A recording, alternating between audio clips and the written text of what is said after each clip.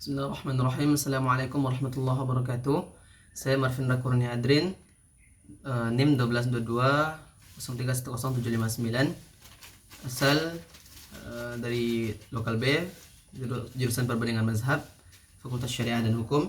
Pada kesempatan yang berbahagia ini ingin menjawab soal UTS dari Bapak Hairul Amri, MAG, dengan mata kuliah Ilmu Kalam. Soalan yang pertama, jelaskan sejarah munculnya firqah kalam dalam Islam. Sejarah munculnya firqah kalam dalam Islam adalah setelah meninggalnya Rasulullah SAW. Kenapa? Di situ mulai terjadi perbedaan pendapat tentang yang pertama, di mana Rasulullah akan dimakamkan dan siapa yang akan menunjukkan kepemimpinan Rasulullah setelah beliau wafat. Setelah itu tertunjuklah Abu Bakar As-Siddiq sebagai khalifah selanjutnya. Selesai kepemimpinan Abu Bakar As-Siddiq, dilanjutkan oleh Umar bin Khattab, dilanjutkan oleh Utsman bin Affan. Selanjutnya munculnya konflik besar setelah wafatnya Utsman bin Affan. Maka di situ muncullah dua firqah, dua aliran. Yang pertama aliran Syiah, orang-orang yang mendukung Ali. Yang kedua Khawarij, orang-orang yang keluar dari itu. Kenapa terjadi demikian? Karena ada dua kubu, karena ada dua kandidat yang ditunjuk untuk menjaga kepemimpinan, itunya yang pertama Ali bin Abi Thalib, yang kedua Muawiyah.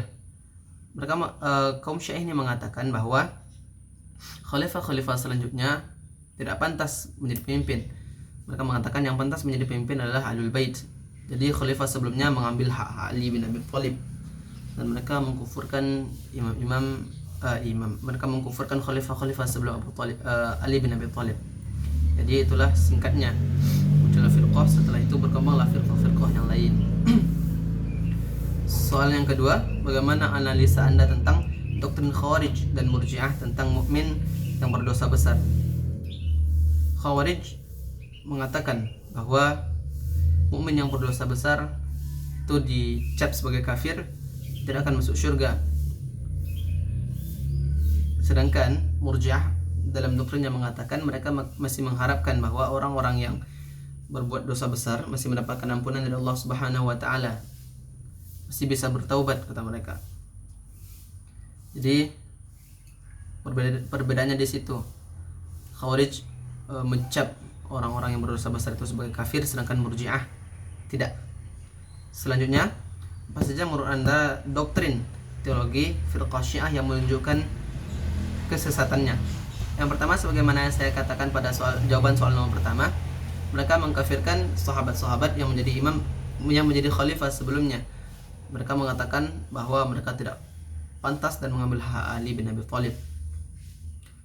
Itu yang saya ketahui yang pertama, kesesatan mereka. Yang kedua, mereka menganggap bahwa Ahlul Bait, Ali bin Abi Thalib beserta keluarga Rasulullah SAW yang lainnya adalah orang-orang yang maksum, terbebas dari dosa.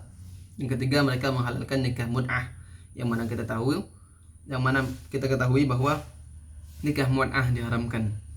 Selanjutnya, jelaskan dan beri analisa tentang pendapat perbedaan Qadariyah dan Jabariyah tentang af'al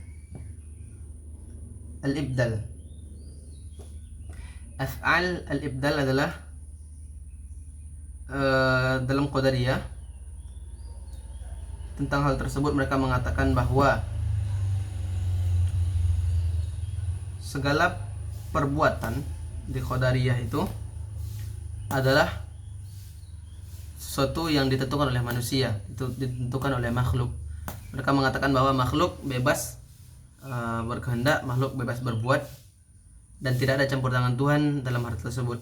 Sedangkan dalam Jabariyah mereka mengatakan bahwa kita ini adalah wayang. Mereka mengatakan segala sesuatu telah ditentukan oleh Allah Subhanahu wa taala. Baik buruknya kita itu berasal dari Allah, ditentukan oleh Allah Subhanahu wa taala. Bahkan kita masuk surga dan neraka itu sudah ditentukan. Dan dianalogikan bahwa mereka menganggap manusia itu sebagai wayang, makhluk itu sebagai wayang, dan Allah sebagai dalangnya, bahwa jalan ceritanya sudah ditentukan. Selanjutnya, Soal nomor 5, jelaskan doktrin firqah Mu'tazilah. Al-usul khamsah. Yang pertama, al-usul khamsah adalah tauhid. Mereka mengatakan di sini bahwa tauhid, mereka mengesahkan Allah Subhanahu wa taala, tidak Tuhan selain Allah. Namun yang menjadi catatan di sini adalah mereka menafikan sifat-sifat Allah yang bersifat jasadiyah, atau sifat-sifat seperti sama', basar, serta sifat-sifat ma'ani yang lain. Jadi tauhid di sini mereka meyakini Allah Esa, tapi mereka tak meyakini sifat-sifat Allah yang bersifat ma'ani atau jasadiyah. Selanjutnya, al-adl, bahwa Allah Subhanahu wa taala itu harus berbuat adil, harus berbuat baik dan yang terbaik untuk makhluknya, serta Allah tidak akan memberi hambanya cobaan di luar batas kemampuannya.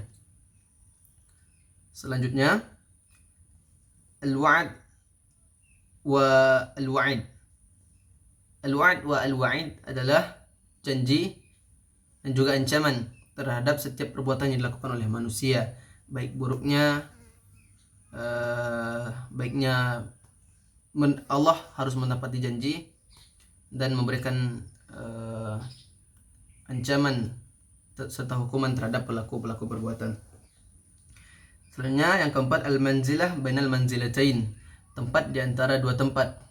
Itunya sebuah tempat di antara surga dan neraka yang diperuntukkan oleh kata mereka yang diperuntukkan untuk orang-orang yang berbuat dosa besar. Jadi mereka tidaklah Islam dan tidak pula kafir. Mereka berada di antara surga dan neraka. Yang terakhir, al-amru bil ma'ruf wan nahwu 'anil munkar. Seruan atau perintah untuk melakukan yang ma'ruf dan untuk menjauhi yang munkar atau mencegah yang munkar. Sekian jawaban dari saya. Assalamualaikum warahmatullahi wabarakatuh.